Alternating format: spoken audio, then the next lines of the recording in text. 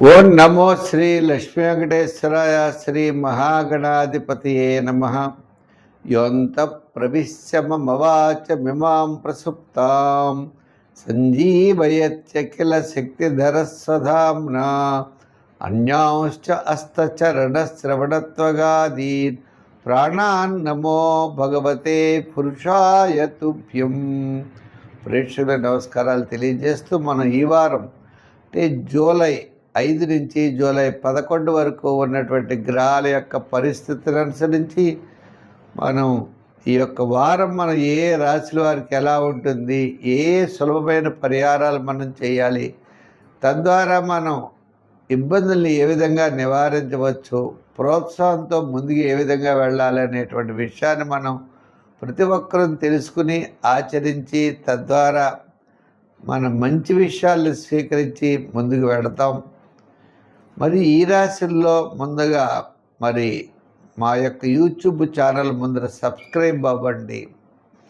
పుల్లెల సత్యనారాయణ అనే YouTube channel ఉంటుంది, దాంట్లో భాగవతం ప్రసారం అవుతుంది, షార్ట్స్ పెడతాం, అనేకమైనటువంటి కార్యక్రమాలన్నీ కూడా చేస్తూ ఉంటాం. ప్రతి ఒక్కరు కూడా తప్పనిసరిగా చూడండి. ఇంకా మూడవది విషయం ఏంటి అంటే, ఈ వారం ముందుగా మన గ్రహాల యొక్క పరిస్థితులను అనుసరించి మేషరాశి గురించి తెలుసుకుందాం.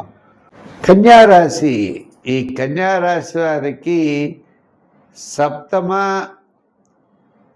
అంటే షష్ఠ, సప్తమ, అష్టమ, నవమ స్థానాల్లో చంద్ర సంచారం. వార ప్రారంభం, వారం మధ్యలో కార్యజయం, ధనలాభం అన్నీ ఉంటాయి. వారాంతం ఉదయం చికాగ్గా ఉండేటువంటి పరిస్థితులు అయితే ఉన్నాయి. ఏదైనప్పటికీ ఈ రాశి వారికి లాభస్థానంలో గురుడు, లాభస్థానంలో 1 ఇయర్ ఈ గురుడి యొక్క ప్రభావం.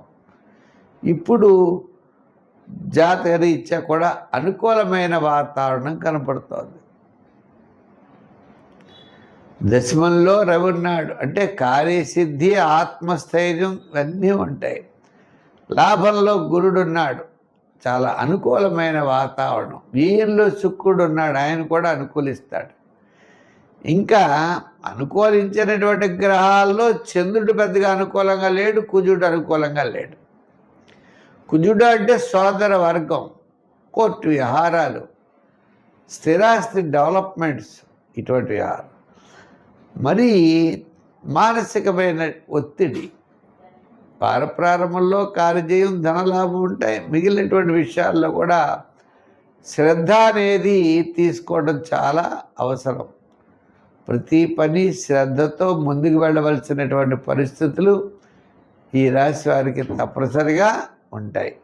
ఉన్నప్పటికీ ఈ రాశి వారికి గతం కంటే ఇప్పుడు చాలా ప్రోత్సాహకరంగా ఉన్నది అనే విషయంతో ధైర్యంగా, ప్రోత్సాహకరంగా ముందుకు వెళ్ళాలి తప్ప భయపడి వెనుకంజ వేయవలసినటువంటి అవసరం లేదు.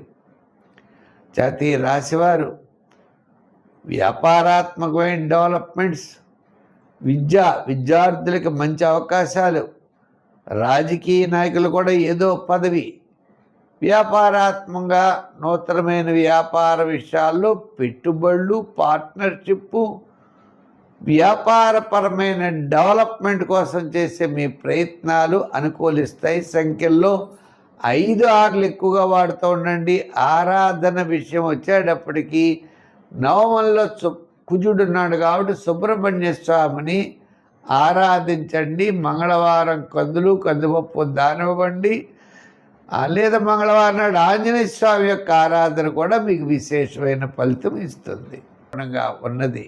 కాబట్టి ముఖ్యమైన వ్యవహారాలన్నీ కూడా శుక్ర శనివారాల్లో లాభించే అవకాశాలు ఉన్నాయి.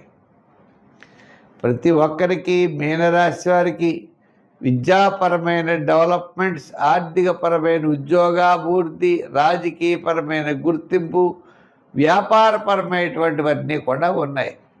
ఈ రాశి వారికి ఇంత బ్రహ్మాండంగా ఉన్నప్పుడు శాటర్న్ యొక్క మైనస్ కూడా ఉన్నది.